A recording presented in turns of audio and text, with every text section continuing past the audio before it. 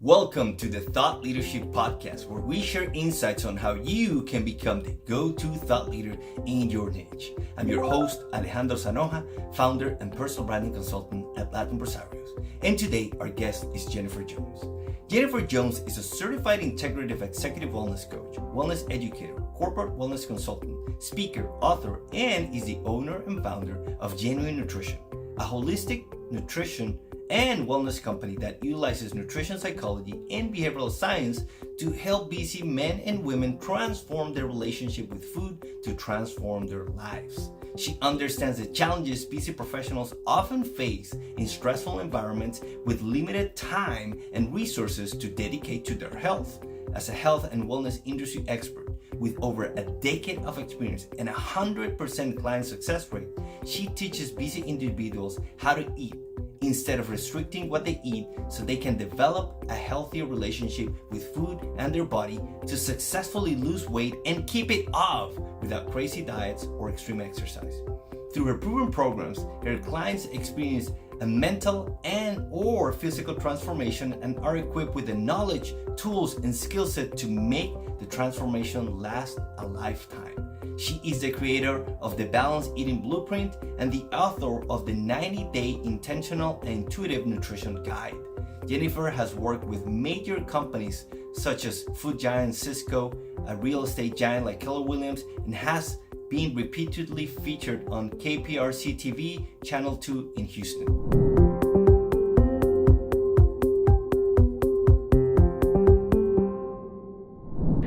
Jennifer, I'm super excited about this conversation. I've been doing a lot of research, reading your website, your career, and there's a line in your bio. I think you tell your story really well.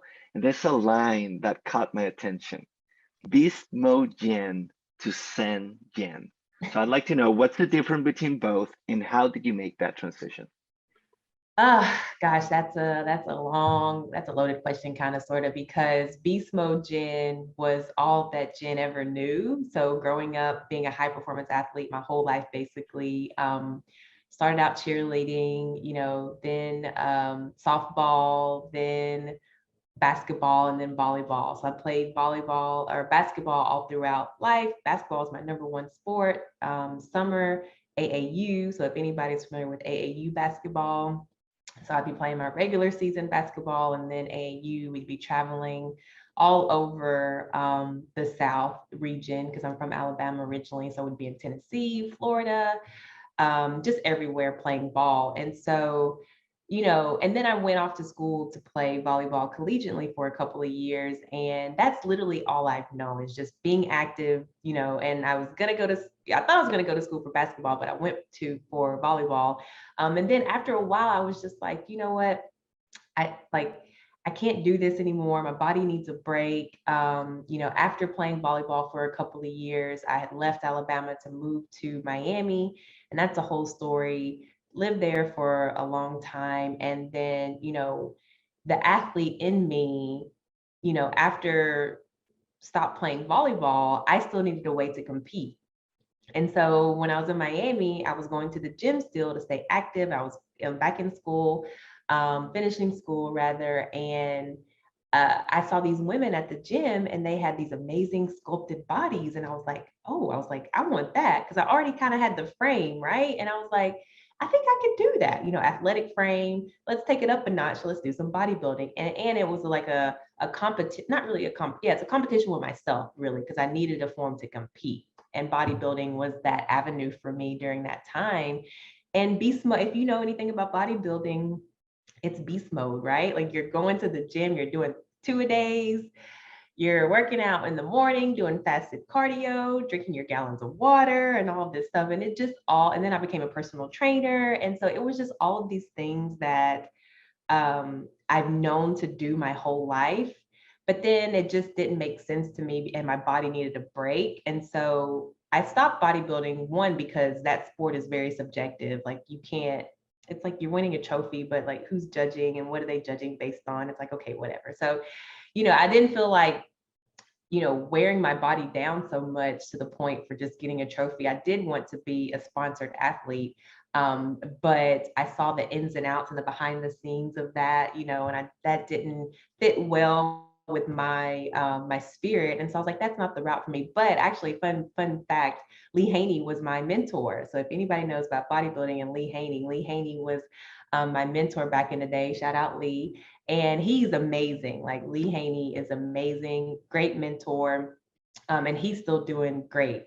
But it was just like, I knew I just didn't want to go down this route anymore. I didn't have that dedication to really dedicate myself to get to that next level, because for me, I didn't see a point in it. So long story short, I was bodybuilding during that personal training during that time. That's when I started my business, was personal training, because people saw my transformation. They're like, Jen, help me, help me. And I'm like, oh, I was like, I don't know. And it's funny because it's crazy, because what I'm doing now is what I've always envisioned for myself, because I always knew, like 10th grade, sitting in English class, I was like, I'm going to be an entrepreneur. I'm not going to be sitting at a desk, working for someone or whatever. I just always knew in my spirit, this is what I was going to be doing. I didn't know I was going to be starting it through the personal training route, but that's how it started. And started my business, in Miami, personal training. And that's really, well, the seed was planted. I know you're asking me how to go. I'm telling you the long story to it all, because it is kind of a long story, because to go from beast mode. That's perfect. Okay. We got time. To go from beast mode Jen to Zen Jen, it's a 10-year journey, basically more than 10 years, a 12-year journey, right? And so, but the seed was planted. I got to go back a little bit to college volleyball. When my, college coach, she wouldn't allow us to have fast food or soda during the season. Mind you, when I was playing in high school, me and my friends would go to Burger King all the time, and just, Burger King after high school, everybody meet up, you're eating your Burger King, and that's what it was. But then when I got to college, she was like, we're putting a stop to that, right? And that was really when the seed was planted for me, that what you put into your body impacts your performance on the field. And so come full circle to genuine nutrition, because we're going to actually put a pause on that, because that statement and that kind of awareness or aha moment is what kind of led me to do genuine nutrition. So long story short, after bodybuilding and personal training, I said my body needed a break.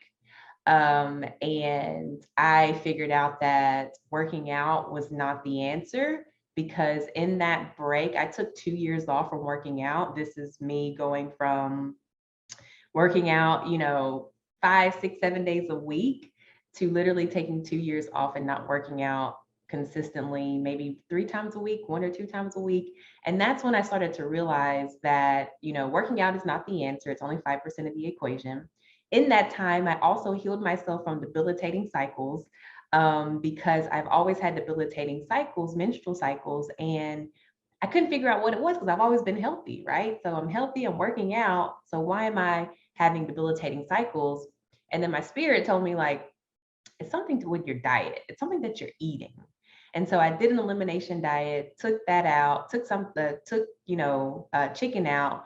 And ever since then, I don't have any issues, like night and day, literally. Yeah, through an elimination diet. And so it was all of these, it's a culmination of things that led to Zen Jen, because I realized the way that I was living and the way that society tells us to live in regards to losing weight and getting fit and being healthy is really the complete opposite of what we should be doing.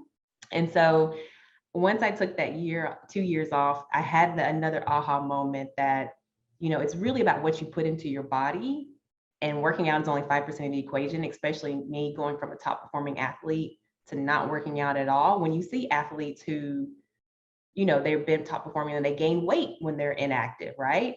But they're not watching what they're eating. They're not watching their stress levels and all of those other kind of things. I went 2 years and I maintained my weight. I'm actually 5 to 10 pounds of my high school weight right now.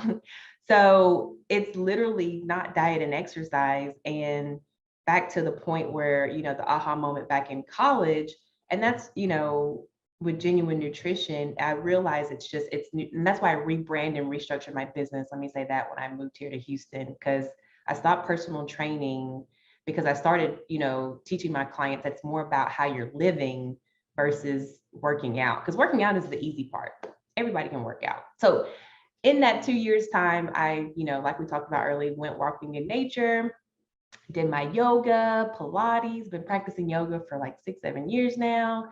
Um, and that's been, long story short, like my journey from beast mode Jen to Zen Jen, and being more in tune with who I really am and not following the crazy, whatever of diet and fitness industry and go, go, go and all of that mentality, which we can talk about later too. But yeah, that's the journey. It's a long journey and it's it's a lot in there for sure. It is, and there's so much value there because, and if you see, for example, I'm not a big football follower, but when I saw Tom Brady at that sport at such Mhm. an age, Yep. still winning, Yep. I was like, that guy's doing something that everybody should be doing. So I bought his book and I read it, and it's very interesting that he talks. Of course, everybody now is paying attention to, which I think it's great, to your emotions, your breathing, and all of those elements. But Yep. they also talk a lot about it's not all about speed and strength, Nope. right? He makes a big emphasis in, I don't remember how he calls it, but it's basically kind of like massage plus stretching plus yoga. It's Myofascial. Yeah, yeah, yeah. yeah. Myofascial, all of that. And he's so smart because he says it's about how much you're getting pushed all the time. So how much of that can I absorb? It's not Exactly. necessarily how strong I am. And look at him. He's like, it's amazing what he's doing. Same with LeBron James. He had an interview with Tim Ferriss, and they regulate the temperature when they're sleeping and all Yep. these other variables that are so important. So Mm-hmm. I'm so happy we're having this conversation. And I'm gonna ask kind of like a selfish question, but I'm sure there's a lot of people out there in the same position. Of So course. I've been there as well. I was an athlete at that time. The eating burgers made sense because at that time you can eat whatever. When you're training, all that's all you do. You're playing all day, every day. You're young. Your metabolism is amazing, so you can do whatever you want. Later on, I did CrossFit and I was doing it every day, and same thing. I could eat whatever, and you're gaining strength and everything, you just burn it. So basically, you don't have to be that careful with how you eat. But actually, yes, you do. But continue with your point. But I'll tell you that. Yeah. You do, but it doesn't seem to, right? Because we have, to your point, we have this false KPIs that if I look good and I perform and healthy, right? Like if I can run a mile in less than 8 minutes, and if I can lift this much and I can play basketball and I fit my clothes, I'm healthy. Yep. Which now we're learning that that's not the truth. But then now I'm at this point where I've learned to listen to my body. So if something's hurting, I don't push myself, right? Like I'm just gonna rest. And I don't feel I've learned to not feel bad about it. Because before it's like, you're quitting. You're it's like, no, my back's hurting. I don't maybe I can just walk and do something else. Yeah. But then of course the weight it gets harder and harder to lose because you Mm-hmm. have less room for mistake, right? Mm-hmm. When you're young and you're training all the time, maybe there's a little bit more room. But as you get older and you're not training all the time and your body cannot sustain you training all the time, then it becomes difficult. So if somebody out there wants to go, they had their beast mode time and they want to go to their zen time, what would you say are some of the key elements for that transition to training every day 2 times per week and doing whatever you want and still being healthy to now really being healthy while not having to maintain that crazy rhythm? Well, it's a few things, and so I would say that it's one, it's changing your perception of food, and then two, understanding that it's more than just working out. Like I said earlier, it's more than just working out, and like the old saying goes, you can't out train a bad diet. It really is true. And I don't even like to use the word diet because it's so overused and it has a negative connotation to it, and implications. And so you have to realize it's more than just diet and exercise. There's so many other key points to what Tom Brady was saying, which I use in my programs, and my 4 pillars are intuitive nutrition, lifestyle stress management, self-care and awareness, and physical well-being. So of course, like you just said, everybody knows to work out. You somewhat know how to eat right, but then you're using food as or actually you're using workout as if I worked out, then I can eat whatever I want, when it's actually the opposite, right? You're not honing or paying attention to your stress levels and your sleep. And so you have to understand your body's mechanism and how it works is not all about output, output, output. Like you said, how much is that your body, how much is that of your body is absorbing, but how much can you recuperate? How are you recuperating and restoring your body? So you have to get out of this mindset of team no sleep, team go, go, go, team whatever, and learn, to your point, which I'm so proud you got to that point and happy to hear that you're not feeling guilty for resting. Like, y'all, we need rest. Like, it's okay to rest. It's okay to take a break. Unfortunately, our society has made it to be so that, like you said, you're being lazy or whatever. I hate to tell you this, but everything we've been taught has been a lie. And so it's that reprogramming and it's that relearning of, how to take care of your body. Think about our ancestors. And yes, have we evolved from our ancestors? For sure. But our ancestors are taking it easy. They get their sunlight like we talked about. They're getting their walking the fields or walking the whatever. They're not counting calories. They're not worried about that. They're not worried about how they look in regards to clothes and what have you. They just need an able body to go get food, and then to take care of the house duties or whatever. And we just got to get back to the mentality of we just need an able body. Yeah, do you want to look good? Of course, I want you to look good. I want you to feel confident. But it's really just changing your mentality. And it's that unlearning and relearning of and unprogramming of the programming that we've been programmed, if that makes sense. Yeah. So it's changing your perception. So understanding that it's not just diet and exercise, but then also understanding that it's your sleep, it's your lifestyle. So that's where the word holistic comes from. It's your mind, body, spirit, your emotional, your mental. All of these things play a key role in your overall health and well-being.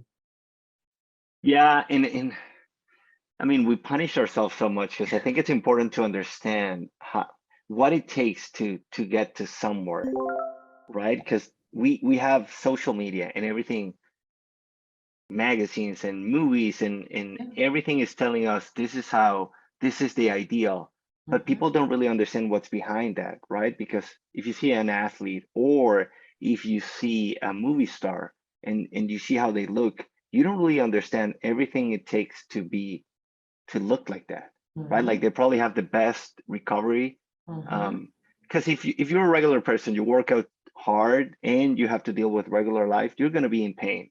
Yeah. Your back's going to hurt, like good pain, let's say soreness, right? Like you're going to be sore all the time. But at some point, managing it's difficult. So if you don't have like an athlete or a movie star, a massage every day, a cryotherapy every day, or everything you need, people don't understand that this is everything it takes to look like this. So yeah, in your life, you have to kind of like understand that that's the ideal, and some people have the genetics, right? Like some athletes, it's just the way it is. So but I want to push back on that though, because whose ideal is that? Well, the Right? idea that they're pushing on you, right? Right, Yeah. right. But then also to know that whatever these stars, like you saying, they're monitoring their sleep and all, like you don't have to go to those levels, right? Because these are high performing athletes, they're getting paid to do all those kind of things. But there are things that regular folk can do to improve their overall health and well-being that is not going to cost them an arm and a leg, right? Correct. I do like the idea, and I was actually going to write about this, and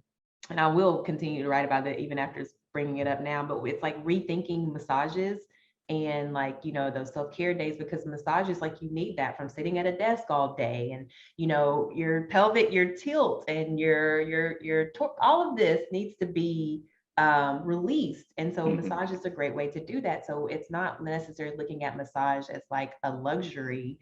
It's looking at it as a necessity, right? So there's little things that you can do. Go take a yoga class at the Y, go to the park.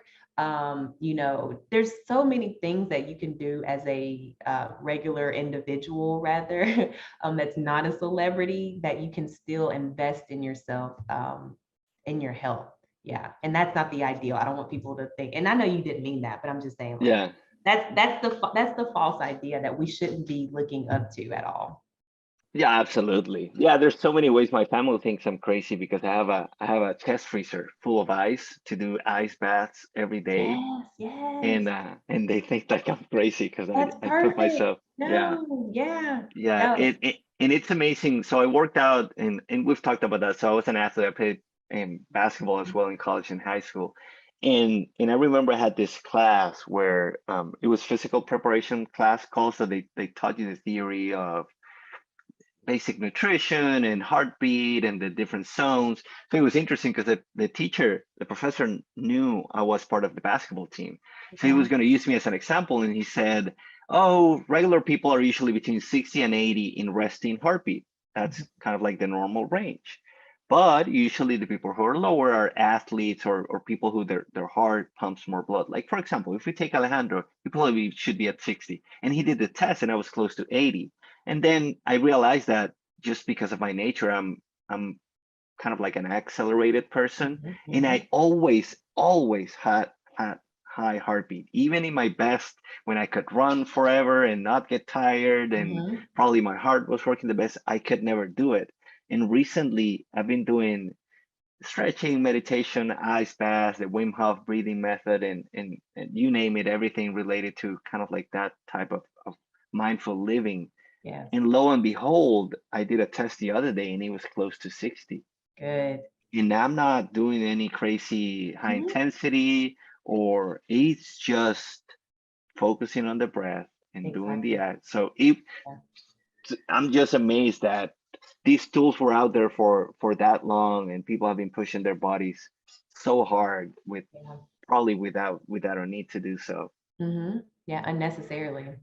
Yeah. Now, another point you mentioned there, Jen, we talked about the transition from beast mode to zen mode. Now, you also talked about another transition when you moved to Houston and you rebranded your business from Mhm. just um, personal Personal. training to holistic nutrition. So, how did you? Because that was, I think it was 6 or 7 years ago, right? 2015. Yeah, it'll be Okay. 7 years in May. Okay. So at that time, I don't remember exactly, but I don't know if it was so this wellness movement, because now it seems, or maybe I'm part of it and I see it everywhere, but I see everywhere that they're selling different type of ice bath and everything. So you were kind of like a little bit ahead of that curve. Yeah. Where did you get, was that something that you just felt it because it was a transition you made? How did you came with that insight to, hey, let me transition and rebrand my business because this is where I think I can help the majority of people. It's like it's my intuition. It's listening to, what is guiding me, and then also to my experience, because and then also what I was viewing from the personal training world. It's funny because I just posted on LinkedIn about this girl. I don't know if you heard the story, who she was scamming. She's a fitness trainer and she was scamming people out of their money. Yeah. And so I personally, I knew, and there's nothing wrong with personal trainers, right? There are a lot of highly qualified, great personal trainers, the people that are training, LeBron James and all them and whoever. Um, and even the people that are training, high quality professionals at a high level as well. Personal training is an amazing profession. But in the whole Instagram age, I didn't want to get caught up in the, fitness guru and all of these other kind of things, fitness influencer. I knew that's not what I saw for my business. And then also too, I knew that working out is not the answer. So I'm like, okay, I see it's just nutrition. It's time to rebrand this and do more holistic lifestyle and holistic living.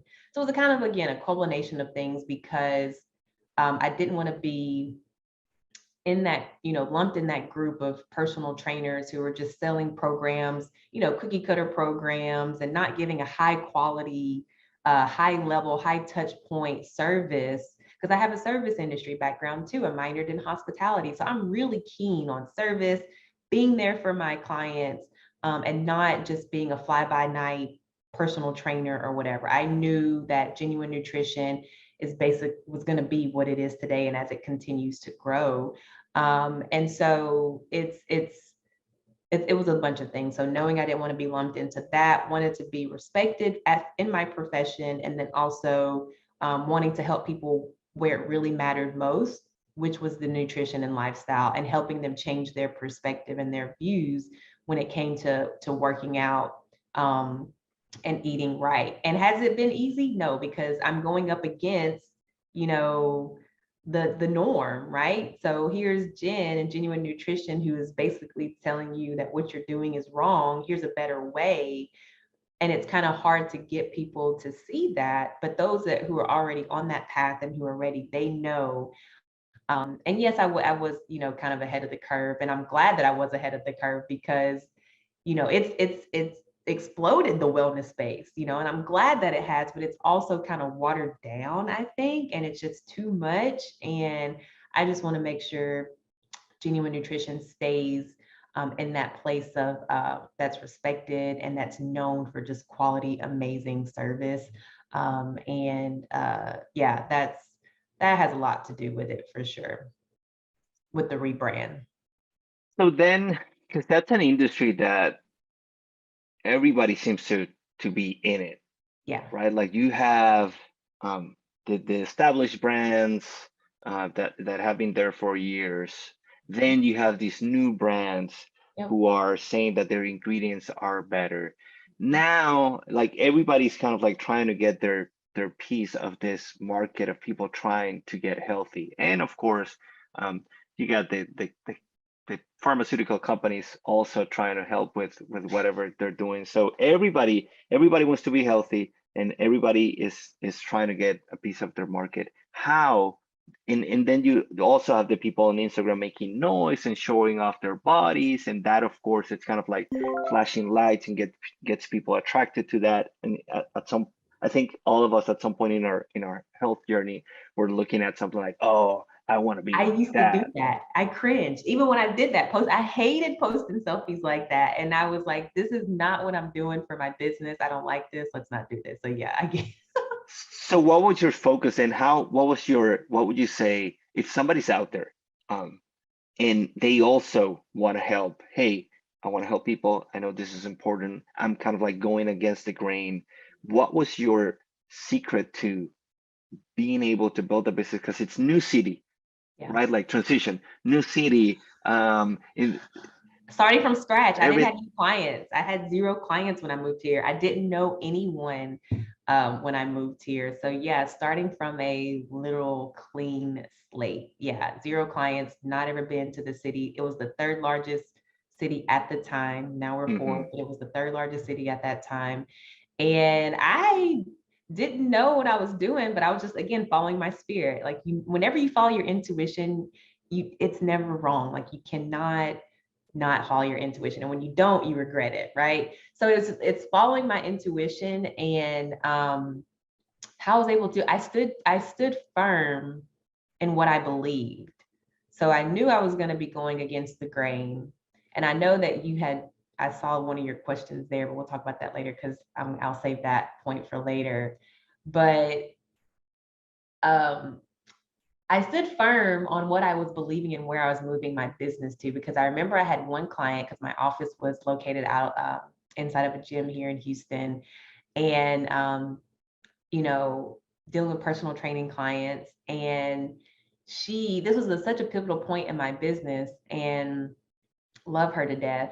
And I'll remember it forever because it was such a point for me to stand firm on what I was doing. So she said, Jennifer, she's like, I see what you're doing, blah, blah, blah, but I can't, how are you going to help me without giving me a meal plan? Because I don't do meal plans.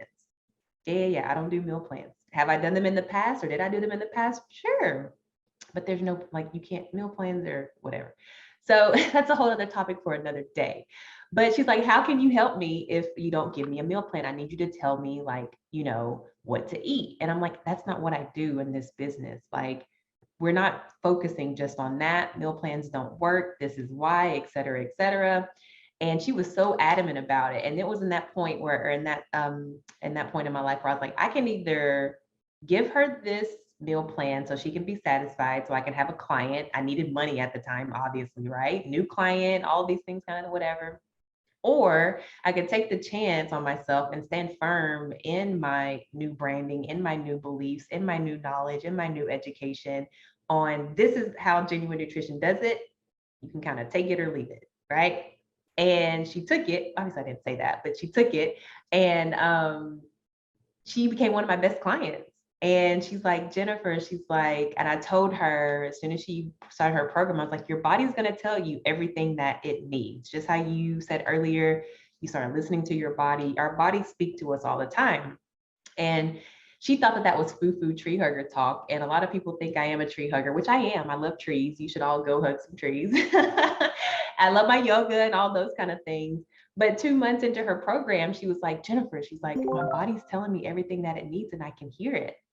So that's kind of how I built the brand, is like staying true to what I do and having the results speak for themselves, because I have 100% success rate, and all of my clients experience a mental and physical transformation. So it's the high quality touch point service. It's the genuineness. So that's the name. I mean, the name of my company is Genuine Nutrition, and it's me being authentic. It's me being genuine with my clients, giving them what they need, being honest with them, and letting them know this is not a quick fix. Like, we don't do quick fixes over here, because quick fixes don't last. And that's not going to set you up for a lifestyle. So this is it's a lifestyle change, and you leave with a whole different mental mentality. So that's, to answer your question, it's literally just staying true to me and the new brand, what I saw for the brand, and staying true to myself, which is being genuine. It's not just a play on words. Like, I remember the day I called and asked my brother, that I was like, what do you think about genuine nutrition? Because I am genuine. So like, and he's like, yeah, I mean, no one was using it at the time, and now everybody's using it. So it's like, yeah, okay, but I got it. Yeah, it's a great brand. Thank you. And that's such a great point about learning to listen to your body, because most people don't, and it's so hard, right? Yeah. To be okay with understanding, because I still, to this day, I have that conversation in my head with, I should be going to training, I should do this. Like, sometimes I'm doing jiu-jitsu now, and sometimes I'm like, my back hurts, and everybody's like, there's the last round, and I don't want to seem like a quitter, right? And I'm not a quitter, but it's like, hey, no, you're listening to your body, because this is a 10-year, 15-year thing, not a 1 or 2. Like, I'm not gonna get suddenly learn the best technique in this match. I just gotta survive.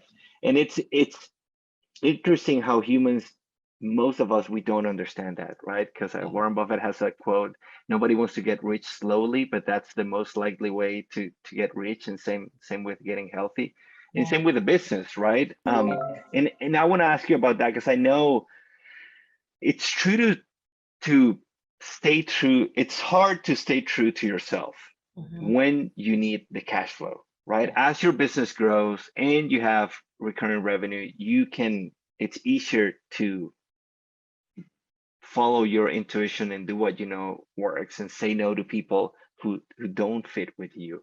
So how did you do it, right? Like, how did you build that revenue, and what would you recommend to somebody who is starting? What's the best way, let's say let's focus on the fitness industry. What would you recommend them to do? Let's say somebody's starting a business. What are the 2, 3, 4 things that you should do at the beginning to make sure that you can stay true to what you believe it's going to help people the most?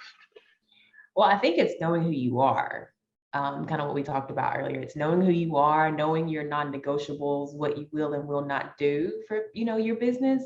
And so I knew meal plans were not a part of my new business model or business structure. So I'm not going to do a meal plan. And the reason why is because X, Y, and Z, right? There's a valid point. And could I have, but she would have been an unsuccessful client or unhappy client because that's not what she needed. She needed so much more than a meal plan. So it's knowing who you are, having those non-negotiables, knowing what you will and will not do, and staying true to who you are. Because when you know who you are, and to your point, it's like it's hard to listen to your body and to yourself, is because all of the distractions, all of this social media, it's, news, it's phone, it's whatever, right? And so it's getting more in tune and back to yourself, and the only way you're going to know who you are is to, get back in tune with yourself. And so I like to say, like, because my programs are really disguised as like self-development programs, because they really are. It's like self-development in disguise of, uh, uh, nutrition programs, right? Because it's a whole holistic approach. So it's knowing who you are, um, staying true to who you are, cutting out those distractions, and setting up those non-negotiables so that you know the direction. Because we all sometimes, like I was speaking to someone the other day, we all kind of get lost in the sauce sometimes or get off our track. I've just recently experienced that. And then it's like, got to get back on. So it's reviewing the vision that you have for yourself. Even having a vision. It's crazy how many clients that I've worked with that I'm like, you're allowed to envision good things for yourself and you're allowed to enjoy your life and have a good life. But so many people forget that, right? Because of society. So we're not giving ourselves enough time to think and dream and use our imagination like we used to do as kids, which help us get to where we want to go. But you can't get to where you want to go unless you have a vision for yourself. And then once you feel yourself getting off track, like I felt not too long ago, actually, and it's redirecting yourself and getting back on track and remembering why you started what you're doing and not doing it for the quick buck. It's not doing it for the quick buck. You want to have, my dad would always say, like, whatever you do and whatever your name has on it, make sure it's good. Like, I've always knew that I did not, whatever I did, they may not like me, they may not whatever, but they can't say I didn't provide like good service or whatever. I have, great ratings, but anyway, great, yeah, reviews. But it's like, whatever I've put out there, I've always made sure that, it's good quality stuff. You have to make sure that you're honoring yourself and presenting yourself in a way, that you're proud of, right? And morally, ethically, whatever, how you want to say it, you want to just be good to people. You want to be good to yourself and you want to be good to people. So it's not getting the quick buck, like that girl was doing and scamming people out of their money, claiming this and claiming that. That's not good. That's not good karma. That's not good any of that. So it's just putting out good and getting good. So it's all of those things kind of combined. That's a great point because you've mentioned several times your intuition, right? Listening to your intuition, being true to yourself. And it's so hard to do. Yeah. We were talking about the other day in a meeting. It's so hard to do, but it's so important. We had a team meeting the other day, and we've talked about goals. We do goals for the company, and then I urge everybody in the team to do their personal goals and include some things that you want to do for the company, right? Like, what are the things that you're doing that are going to help the company, but also how are you growing as a professional, right? Because my goal would be, we're a personal branding agency. I would love everybody to be a known thought leader in whatever they do, right? And they were impressed because we spent a whole meeting that was supposed to be an update and talk about projects, and we spent the whole meeting talking about fear. Because I told them, you need to let go of your fears, because that is stopping you from doing that project. That's the procrastination is fear. The not trying new things and that creativity, that new video that's going to be viral, there's fear holding you back. And they were amazed at the end, like, oh, I'm so grateful. This is amazing that we didn't talk about work. You helped us grow personally.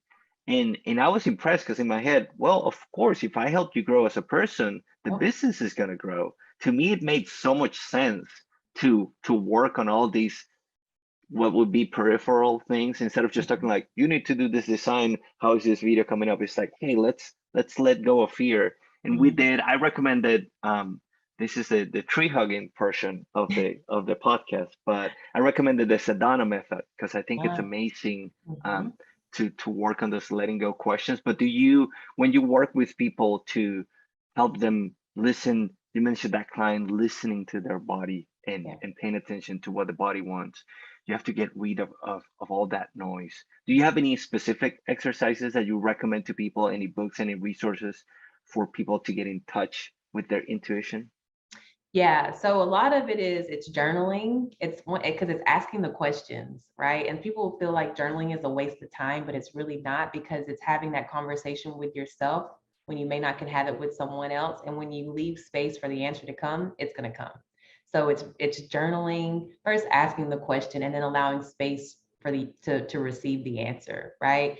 Journaling is so underrated, but I'd still journal to this day.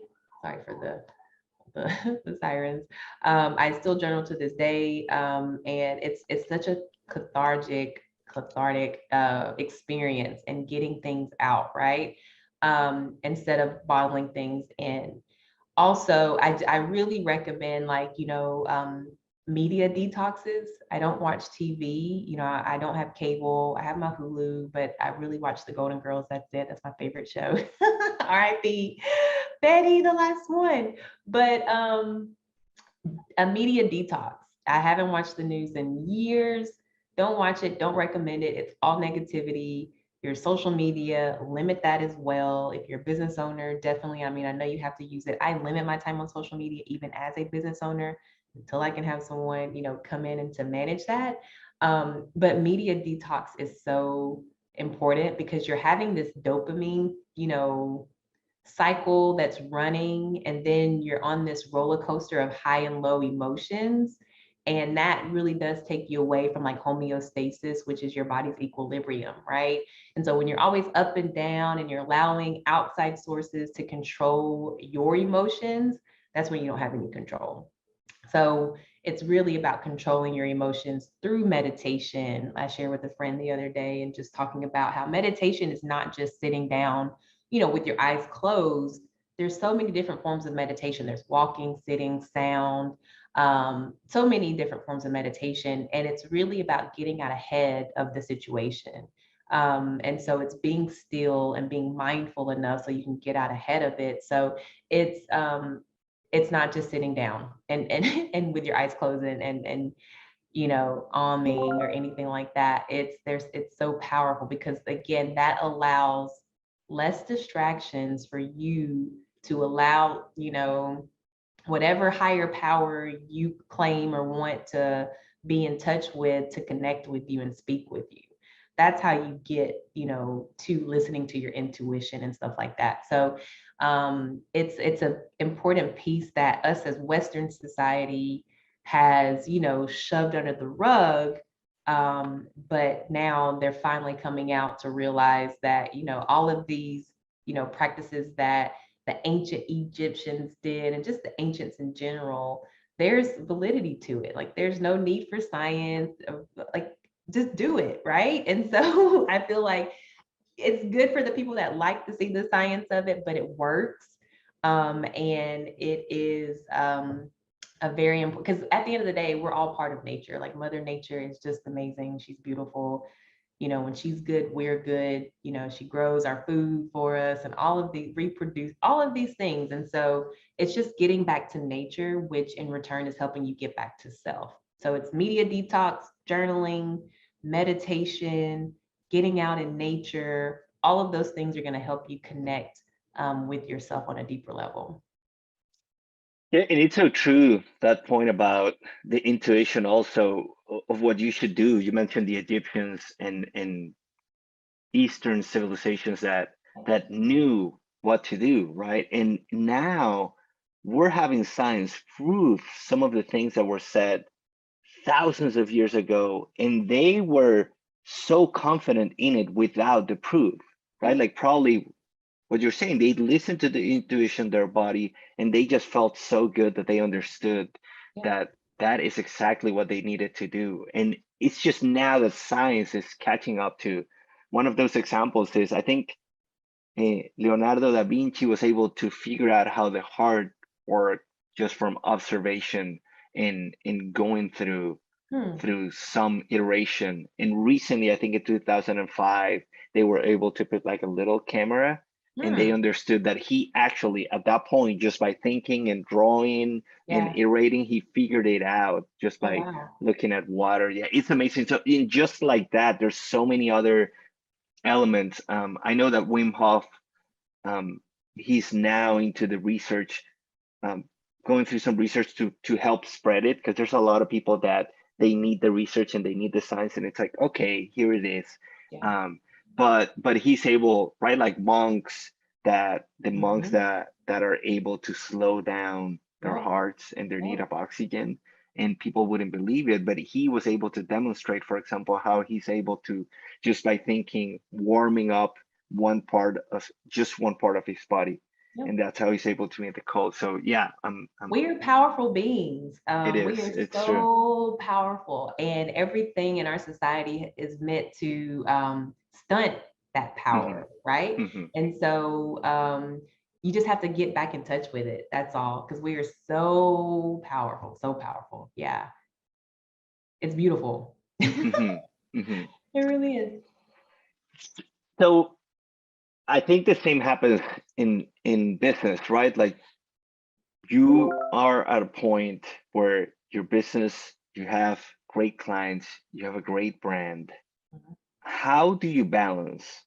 Because of course you don't want to be into the, oh, we need to grow, we need more clients, we need more people, and we need to make millions, right? Like, that's not the right mindset. But also, if you have this great system that can help people, it's kind of like your responsibility to Yeah. to put it out there and share it with more people. So how are you applying that Zen mode? And I'm asking also selfishly, because I struggle with it, right? I Yeah. know that, hey, if you write more articles, if you put more content, the algorithm is going to help. But then it's also, well, but I want to enjoy life. I don't want to be Hmm. all day creating content. Hmm. So I'm curious about how you are thinking in the Zen business gen mode. Yeah. How is it that you're thinking now about business growth? It's continuing to grow the team and delegating, right? And then like you supporting the people on the team so they can be their best selves as well. Because I like you, I also to ask my team, like, how can you be better first? Because you have to be better first before, just like with anything, like to be a better partner, to be a better dad, to be a better mom, to be a better whatever, you have to be a better you first. So it's not the business first, the lover first, the whatever, your child first, it's you first. Like you have to kind of adopt a selfish mentality. And that's what I do. And it's done in a way that I'm very strict on my boundaries, right? So my clients know the windows of communication, and even the team. I'm very respectful of people on my team. I'm not reaching out to them after hours or anything like that. And so it's growing the team, helping delegate, helping to grow them as well. Being boundaries, like I can't express boundaries enough. Like, people are afraid to say no. They're afraid. And I used to be that. Well, did I? My mom would probably not think so. I've always like, she's like, Jennifer, you always told us. I'm like, I know. So I've always been kind of like pretty keen and stuck to my boundaries, right? Because I knew I didn't want to run myself in the ground, not even before I had the business, just in general. Like if I just don't have it, I don't want to overextend myself. And that's kind of carried into the business. So boundaries are really, really key. It's okay to say no. The world's not going to end if you say no, right? Or even if you don't feel up to it. Like, for instance, I know the difference between being lazy, my being lazy, and when I really like need rest. Like I know that difference. So it's asking yourself that question of like, am I being lazy right now? Can I go ahead and do this? Or do I need to really like sit down for a second and take a nap? Like Mhm. I haven't had to take a nap in a while. And that literally happened about a few months ago. And I was sitting at my desk and I was like, I had so much stuff well, not so much stuff, because that's another thing too. I keep my to-do list fairly short throughout the day, because if you put too much on it, that causes anxiety and stress, and we don't want that, right? So I keep my to-do list very short, and I'm very focused on what I'm working on. So I'm not adding a lot of stuff of busy work just to get it done, right? But I was working at my desk, and I had some stuff, some kind of, hefty tasks to take care of. And my body just didn't want to do it. And I was just like, I need a nap. And that I haven't taken a nap in a long time. And I just needed a nap because I was working hard, and I took a nap, and I felt so much better. And I was like, I think it was about an hour, 30 minutes to an hour nap. And then did I continue to do the work for the rest of the day? Yeah, I got up, did a little bit of more work, and then called it a day, right? So it's asking yourself and having the internal conversation of, am I being lazy today, or do I really need this rest? So those are the kind of ways that as I continue to grow the business, is, as athletes, we know when we're being lazy and when we're not, and we know what needs to be done and what, whatever. But even for the general, person or population, it's like just reviewing and asking yourself, am I being lazy, or do I really need to take a rest, take a break? Yeah. Yeah. And not punish yourself. Something that I've been implementing Yes. is to put on my list when I don't feel like doing anything, is allow yourself to not do anything today. So then it's like, oh, that's what you're supposed to do, right? And you don't fight it, and there's I no would even resistance. schedule it. Yeah. I even schedule it in my week. Like I have day where I literally don't, well, not for the half the day. Like I have to take half a day off during the week. And yeah, last week the weather was so good here. I went and had a picnic in the park. It was so beautiful. I love going to the park, and I just went and got a salad, sat in the park, soaked up the sun, and it was just the best thing ever. It was a great recharge. So yeah, it's like scheduling those breaks and that self-care time in your schedule. And even every other week, I go to, or not every other week, I go to the spa like once a month. Nothing, crazy expensive or anything like that. I literally just have it in my calendar just to go. And so it's scheduling those days in your calendar, whether you own a business or not. It's scheduling those self-care days and times. Yeah, it's really important. And I think that's something good that's going to come out of the pandemic, that people realize that we have the time to do these things. I don't think it's for everybody. I think it depends, and this is a whole nother conversation, but depending on your consciousness level, you might need a little bit of constraints and help. And some people are more self-guided.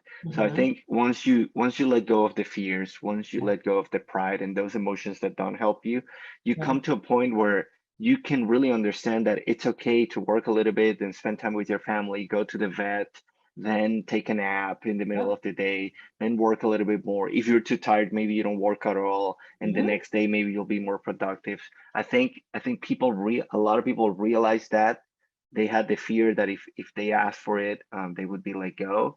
And I think that's what happened with the big resignation, that people are just realizing, hey, I want to enjoy life and I want to be healthy, and I realize that I can do it and still be productive and contribute. So I'm really happy that that's going on. I'm glad the Jennifer, conversation is being held. Sorry. I'm just glad the conversation is being had, because we've seen what the go kind of toxic workplace society and culture has provided us, or right, or and as high chronic disease levels, high mental illness, high drug, dependency. And so that generation of go, workplace culture, all of this kind of thing, the toxicity, it's, produced a person who is unhealthy, overweight, overstressed, unhappy, all of these kind of things. And so, as I say, as interesting as the past 2 years have been, it was definitely, it was a good silver lining to have these conversations come forward, to see that the system and it's broken. It's been broken, honestly, but this is just like shining a light on it even more. But it's just, the way that things have been going can't continue to go that way. There's another route. And Absolutely. yeah, I'm glad that people are opening up to that, because you can't like go. You have to know that recharging yourself. There's a quote, I don't know who said it, but they said, I think we were going to talk about it earlier, but um, it's like, you're not a lamp, you can unplug yourself, or something like that. Basically saying like, you're not a device, like you can unplug, and it's okay. Everything's going to be okay. And it's really important. It's an important component to your recharge, to give you the energy that you need to continue to do the work that you do. Because if you don't take care of your health, you don't have a job, you don't have business, you're going to be in the hospital. Your business is not going to be, what it needs to be. You can't go into work because you're at the hospital. So it's kind of like, did you see that article that Apple, I was reading it before we came on, Apple decided to give in response to the Great Resignation, their part-time workers 6 days paid off vacation. I was like, oh, and I'm not team Apple, team Samsung, like whatever, I don't care. But like but I thought that was very interesting, because they're, and not all companies can do that, as the article said, but I think it's a great start. I mean, part-time employees getting, 6 paid vacations is pretty awesome, because they're understanding that the people that are doing the business and selling the stuff to keep the HR and all of these offices running are the people on the floor, that are selling the things. So I found that interesting, and I was like, oh, okay, cool. Go ahead, Apple. Yeah, same. I've seen a lot of people getting a lot more pregnancy time and, and childcare time, even men. Yep. 3 up to 6 months. I've seen. I think Salesforce and some other companies are getting smart about it, because well, especially with what's going on, also because of the internet, that a lot of people are just becoming freelancers in whatever they do. So I think people have realized that they have options, and the company has realized that it's not just about money. Because I think, for example, I think Wall Street is struggling to get people to work for them. I think the starting salary is up to $200,000, because nobody wants to work the long hours that the investment banks are expecting them to do. It's basically, you don't sleep. It's, you work until 12, you go commute, take a shower, and come back, and it's just inhuman. And people are realizing it. So I'm happy. I think good things are coming with the pandemic. Now, Jennifer, we've talked about a lot: meditation, working out, and we know in business that it's important to clearly state how is it that you can help people. So when you're out there in the world or in a professional setting, and people ask you, what do you do? What is your typical answer? I tell people that I teach you how to eat. So I teach you how to eat instead of restricting what you eat, so that you can break free from like the crazy diets and the extreme exercise, like period. So I teach you how to eat so that you can naturally heal yourself from the inside out and improve your overall quality of life. And so I liken it to like, so when people say, oh, you teach me how to eat, I know how to eat, Jennifer. Well, do you really know how to eat?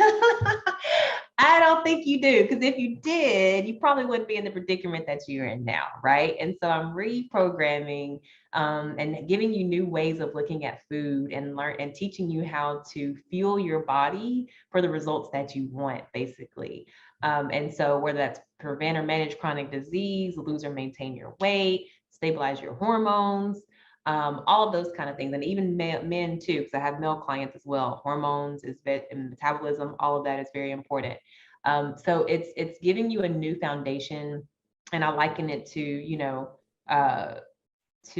financial education. We weren't taught proper financial literacy in school, just as much as we weren't taught, proper nutrition education. And that's what I'm here to do, is to provide you with that proper quality nutrition education, so you can regain autonomy back over your body and life, period. Like, I literally just want you to regain autonomy over your body. And you do that with information and with knowledge. And that's what I do with Genuine Nutrition, is give you that through my programs, courses and, guides and all of those kind of things. And throughout your years in business, have you found that there's an ideal person that you can help? Is it that beast mode a person that wants to go to Zen mode, or like on the average, who is that person that you can help the most, that the right, because we know it's difficult, right? Like we don't want to convince anybody. We know those clients that you have to convince are usually not the ones, because it's Yeah. not good for them Yeah. and not good for you. People have to trust that you are able to help them with the services and the products you provide. Yeah. So in your experience, who is that person that it's ready to embrace the genuine nutrition way? Yeah. Oh, I like that. Embrace the genuine nutrition way. Yes, we need to make that like the new. But it's the person who, for one, it's a busy, professional or executive or just busy individual, business owner, entrepreneur, busy mom, whoever, just a busy professional basically who has tried all things. And, like one of my clients said, their words, going in a hamster wheel, trying any and everything, not getting the results that they want, and they're ready to try something new. But they're also in the mind frame of what they have to recognize to know that what they've been doing isn't working, and they're ready to try something new, right? And so you're either two things. So you're either going in circles and tired of doing the wrong thing, and tired of going in circles and getting no results, or you've already kind of transitioned out of that into a more holistic lifestyle, but you're ready to take it further.